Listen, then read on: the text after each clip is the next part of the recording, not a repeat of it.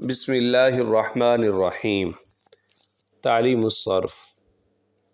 آج ہم انشاءاللہ اسماء مشتقہ کو پڑھیں گے۔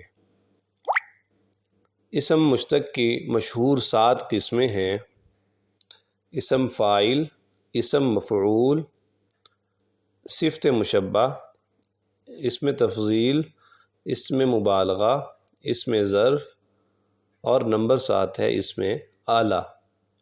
تو آج ہم پڑھیں گے اسم فاعل کو۔ سب سے پہلے اسم فاعل کی تعریف: وہ اسم مشتق ہے جسے فعل مضارع معلوم سے بنایا جاتا ہے تاکہ اس چیز یا اس شخص کو بتائے جو معنی مصدری کے ساتھ عارضی طور پر متصف ہو، یعنی مصدر کا جو معنی ہے اس کے ساتھ عارضی طور پر وہ متصف ہو۔ جیسے ناصر، مدد کرنے والا، تو مصدر ہے النصر، تو اس کا پھر ینصر، اس سے پھر ہم نے ناصر یعنی اسم فاعل کا صیغہ بنایا اور ترجمہ ہے مدد کرنے والا۔ تو ظاہری بات ہے یہ عارضی طور پہ تھوڑی دیر کے لیے مدد کرے گا، تو یہ اس کے اندر صفت جو ہے وہ یعنی اس طرح پائی جائے گی۔ یعنی وہ اسم مشتق ہے جو فعل مضارع معلوم سے بنایا جاتا ہے اور وہ معنی مصدری کے ساتھ عارضی طور پر متصف ہوتا ہے، یعنی اس چیز کو وہ بتاتا ہے۔ ثلاثی مجرد کے ابواب میں سے اسم فاعل فاعل کے وزن پر آتا ہے،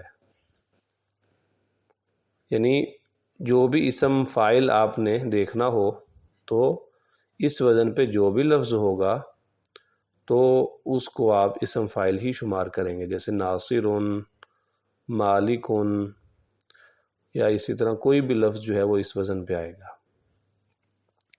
جیسے یدخل سے داخل، داخل بروزن فاعل، ایسے ہی ینصر سے ناصر، ضرب یضرب سے ضارب، اور اس کے علاوہ تمام ابواب میں اسم فاعل ان کے فعل مضارع معلوم کے وزن پر آتا ہے، صرف یا علامت مضارع کو حذف کر کے اس کی جگہ میم مضموم لگا دیتے ہیں اور ماقبل کو کسرہ دے دیتے ہیں اگر پہلے سے مکسور نہ ہو، اور اگر آخری حرف کو تنوین دے دیتے ہیں۔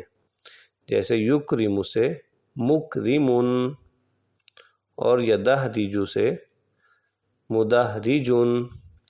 یعنی اسم فاعل کے یہاں ہم نے 2 وزن پڑھے، ایک ہے فاعل، تو یہ ہے ثلاثی مجرد سے، یعنی 3 حرفی، یعنی جو ہمارا مصدر ہوگا تو اس سے جب ہم اسم فاعل کا صیغہ بنائیں گے تو وہ فاعل کے وزن پہ ہوگا۔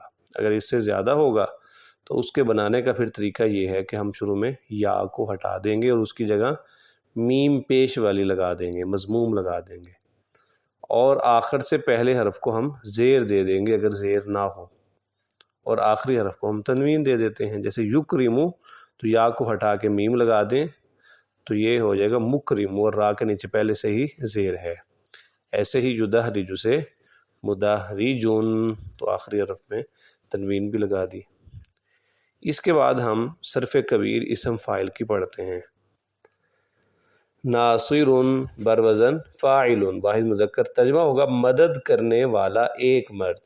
ناصرانی اور ناصرینی بروزن فاعلانی فاعلینی، ترجمہ ہوگا مدد کرنے والے 2 مرد، تو یہ تثنیہ مذکر کے 2 صیغے آئیں گے اس وزن پہ۔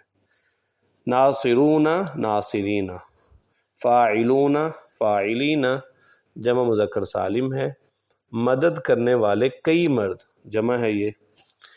اس کے بعد ہم پڑھتے ہیں جمع مذکر مکسر کو۔